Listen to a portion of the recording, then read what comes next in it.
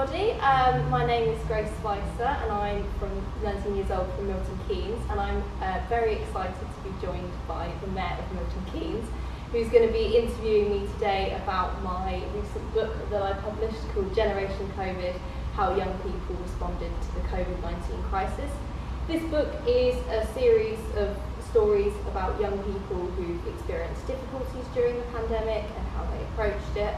And today we're just going to be talking about that. We are.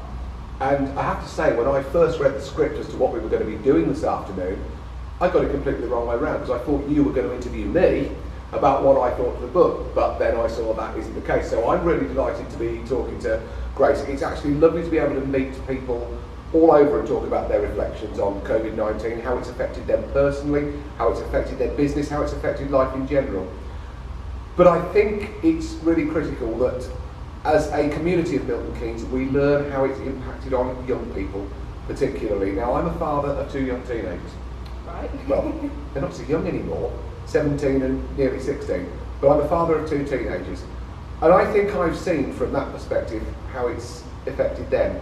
But I'm really keen to talk to Grace to see whether she thinks the same. So, Grace, first of all, just tell me, the book that you've pulled together with lots of different contributions from different people, what was your first motivation for kind of putting that together? Initially, I wanted to write a book. It's always been a dream of mine to write a book about young people. Never knew what it was going to be about, and I saw this pandemic as, you know, a very difficult time that young people have faced during their most formative years. And I myself struggled throughout the pandemic to find employment. I struggled with my mental health. I just was about to sit my exams before they got cancelled, so then they were predicted. This was A-level? This was Yes. A-level, yes. Yeah. And overall, just those years when I'm meant to be, you know, preparing to enter the workplace and, you know, formating what I want to do in my life, and I've been stuck at home, and I found that very difficult to cope with. Back in July, just by chance, I went on my school emails again just to check that everything, and see what the COVID update was, and I saw there was an email about a work experience placement going for a place called I Have a Voice, which is based in London and helps young people get their political views heard. I worked on a campaign to help young people become more disability confident and help more businesses become more inclusive to having disabled people in the workplace, and I connected with the CEO called Rebecca, and me and Rebecca remained in contact since, and then I saw this idea just kind of came to me that, oh, I've wanted to write a book and this could be my opportunity to do it. So I said to Rebecca, do you think I should? And she said, absolutely. And that would be, I'd say, where the seed was planted. That would be where it started from. But I think what I initially intended it to be was very different from what actually came out, and I'm much more happy with how it has come out. Yeah, that's really interesting, because I mean more about the book in a few minutes of the content of it. But if you had an aspiration to be an author, and this is your first bash, well, you're doing a pretty good job of it. We'll give the book a big plug in a few moments. Let's talk more about the content of it first. But I have to say, when I first flicked through it, and I haven't read it word for word, cover to cover, I'll be honest about that, but I've had a good look at some of the accounts in it, and they really do actually cut right to the heart of. There are some very, very moving and some very emotional passages from different people within that book. It bears out for me, I think, what I'd always perceived, but probably in a more graphic way, that actually I'm not entirely sure that we're going to be particularly aware of how this has affected the mental health of our young people, particularly teenagers, for probably 12 months or so. Because actually, as lockdown ceases, or is being eased anyway, and if it does cease on the 21st of June, I wonder how easy it's going to be for those who suffered that to integrate in society in the way that they did prior to it. You've lost nearly 18 months of life as we knew it, and that takes some getting over, doesn't it? Absolutely, and a survey that was put out by Young Minds in July last year stated that mental health issues had gone up by 65% reported cases since the pandemic began for the entirety of 2020.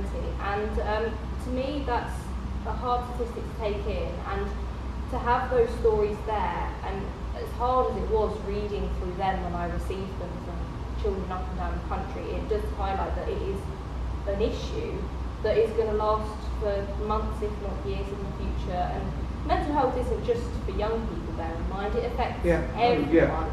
And now we're having more of an open light on mental health and more of an open discussion about it. It's important to address all sorts of mental health and all sorts of difficulties in the real graphic truth that it is today. Absolutely, and I mean the industry that I'm in, when I'm not a mayor and not a councillor, I'm a farmer, has one of the higher suicide rates, would you believe, within employment and within jobs within the UK. And one of the phrases that we've used within our own community, it's okay not to be okay. Yeah. And I think that's borne out very nicely as well.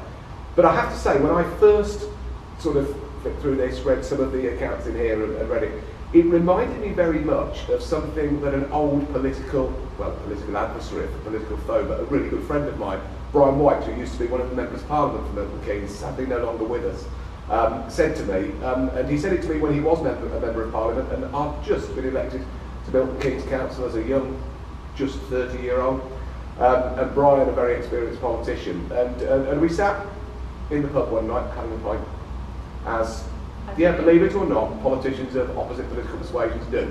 Yeah. And he said to me, the definition of a pessimist is somebody who looks for a problem in every opportunity, but the definition of an optimist is somebody who looks for an opportunity in every problem.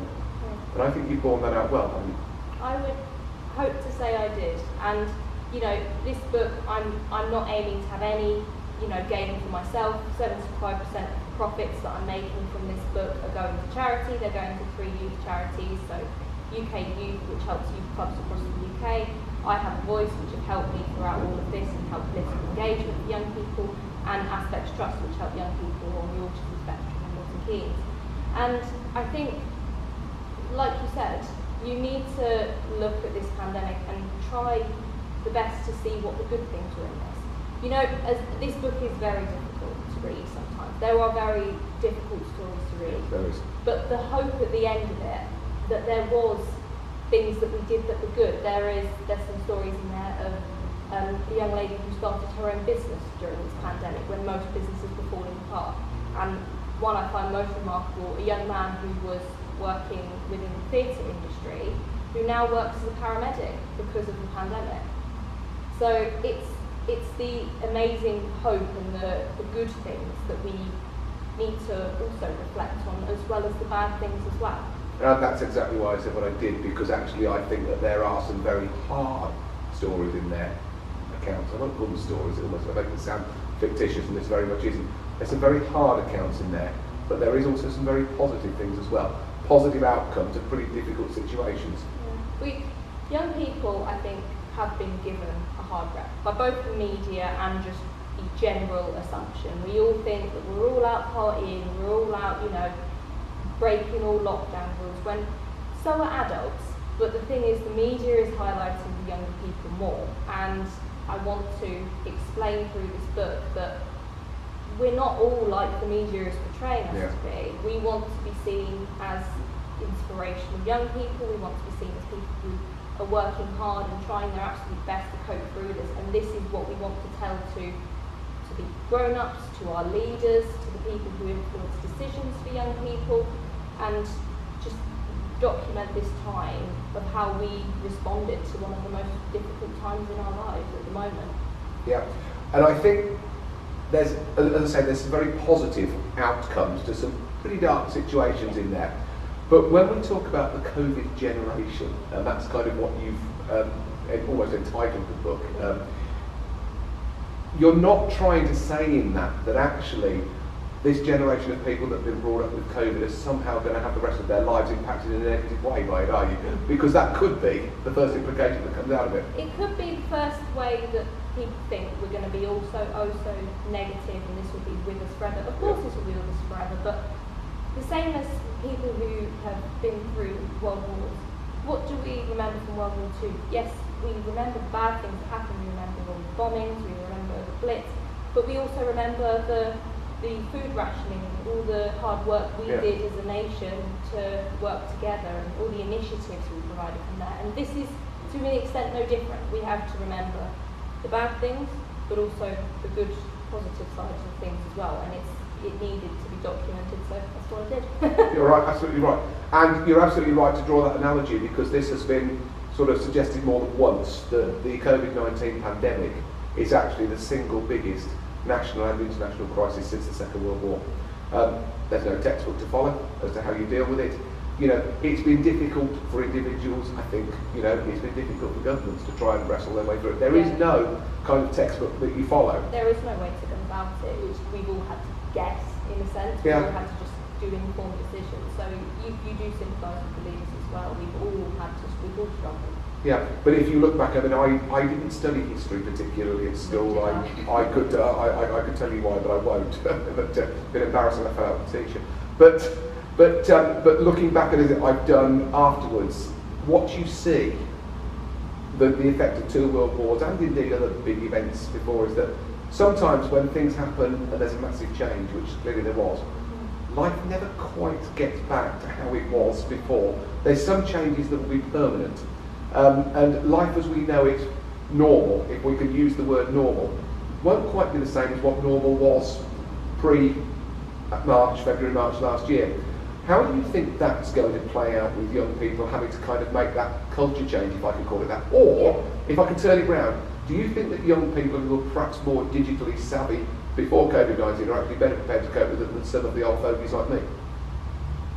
That's a very good question. I'll admit, you've got me stumped for a second. I wasn't trying to. I really wasn't designed to try and catch you out. No. I would say that, you know, as with all these things, we want to try and reflect on the good things. I think there's going to be more of a mass culture. I think we're all just going to be, in general, a bit more respectful to each other.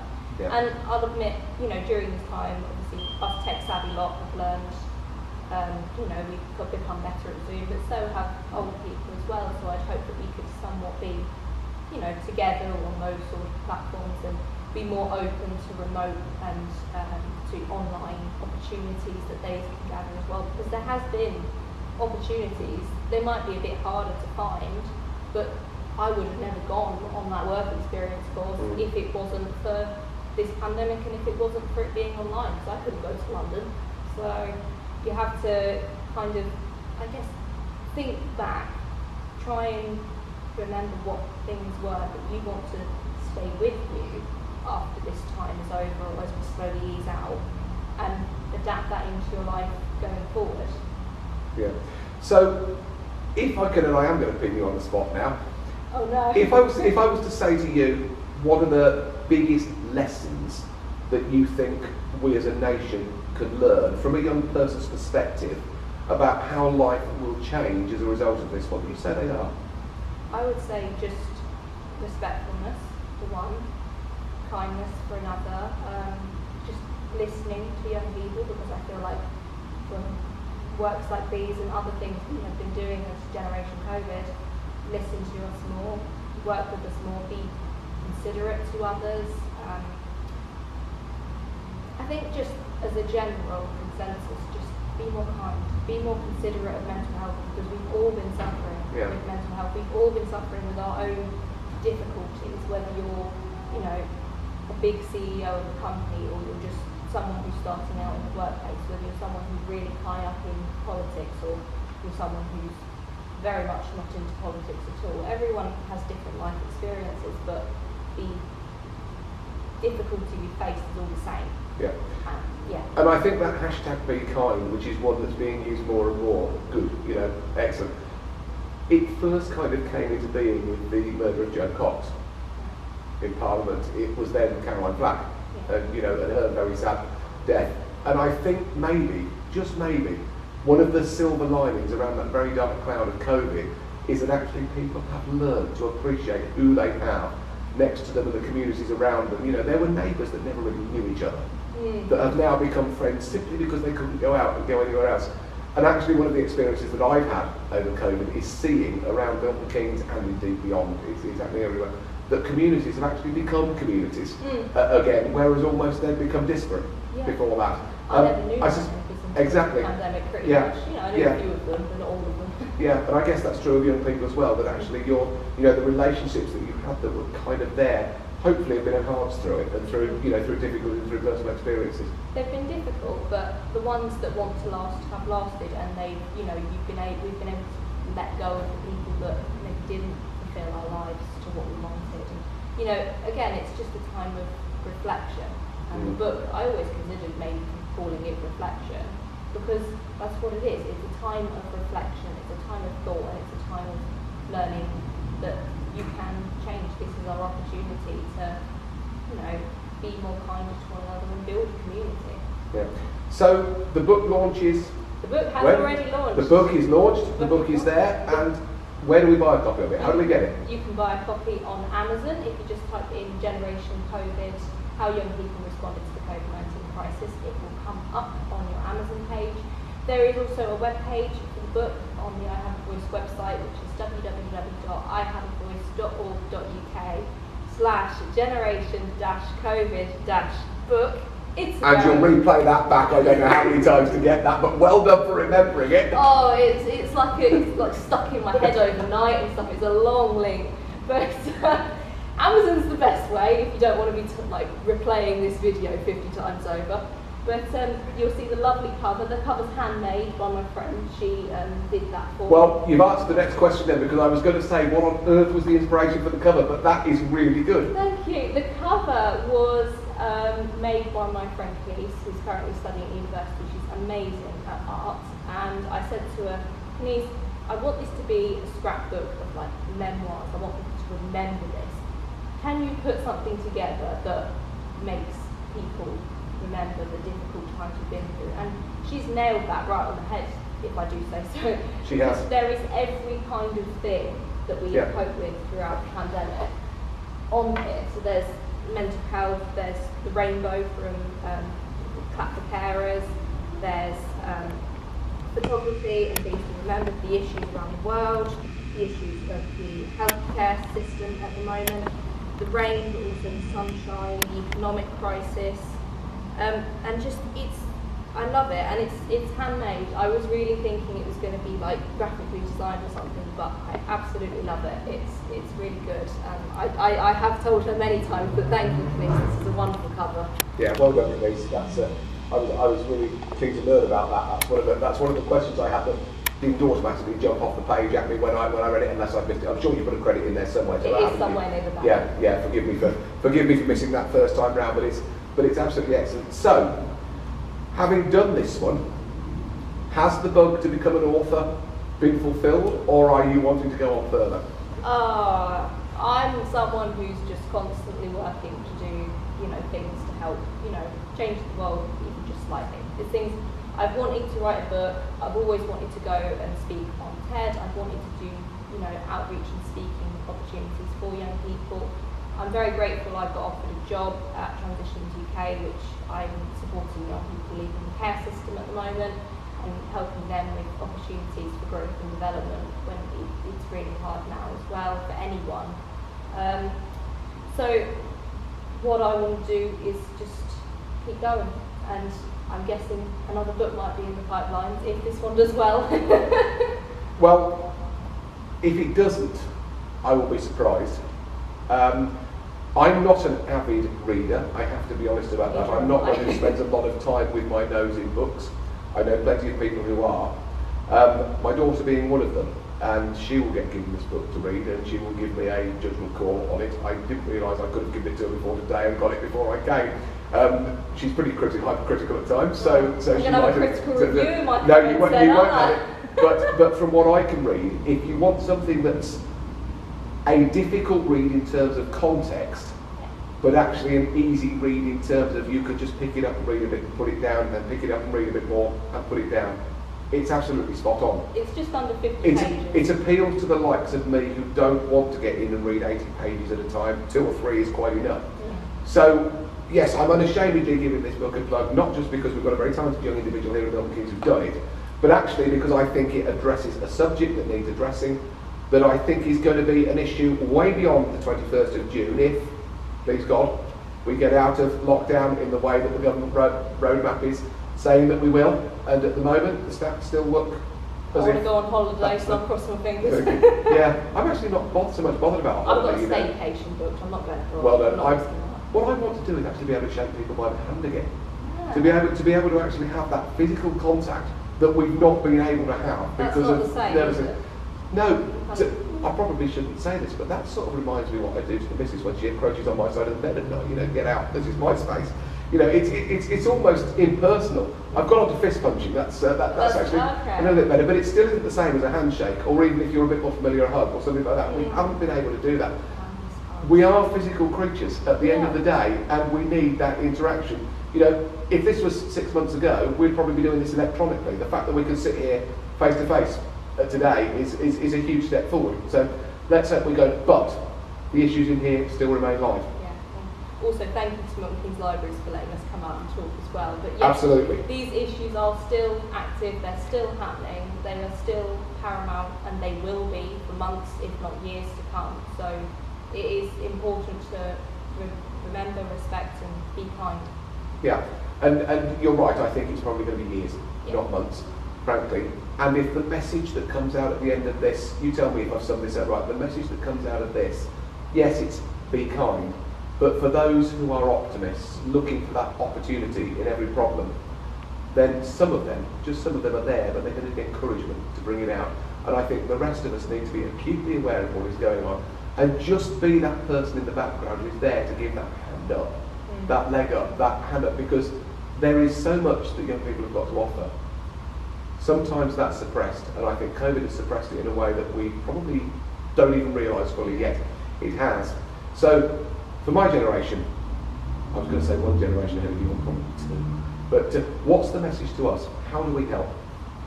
Just be that supportive guide. You know, don't underestimate young people, because we are, you know, a generation that has dealt with a lot, you know, this included, and we are very strong, we are very independent, we can do things like this, we can do whatever the hell we want to do. And, you know, don't undermine us, give us some credit, let our voices be heard. That's the kind of mantra I've gone with throughout my entire life of doing youth work and stuff like that, is young people deserve to be heard, they deserve to have a voice, and they deserve to say and do whatever they want to in life that is a positive outcome to the world. Yeah. Grace, when I sort of read through something like this, you kind of try in your mind to build a picture of the person or people that have written it. Now, clearly I haven't, and I'm not going to meet many of them. And I hope you wouldn't take offence by me saying the picture that I've kind of built up of you and the person I've met today isn't exactly the same. You're far more outgoing, far more positive, far more vibrant than I thought you might be. And I'm really pleased to see that, because I think what I'm seeing is absolutely the epitome of an optimist, somebody who saw a problem and found an opportunity out of it. I'm really pleased to be able to come and support this today and unashamedly give this book a plug, because I think we've got a very dedicated young person, an individual in Milton Keynes, who is actually going to go far. This won't be the last you see of Grace. I think you'll be seeing it more and more. I hope we are, because although it's not my area of specialism, I think potentially as an author, you've got what it takes. Follow your dream. Thank you very much. I really appreciate that, thank you. No, it's been great to meet with you today. It's been lovely to meet with you too. Yeah, asking the questions is one thing, and I've probably done far too much talking as usual. Politicians are good at that, you know. But whatever the future holds, whether it's in writing, whether it's in working with young people as generations go on, good luck.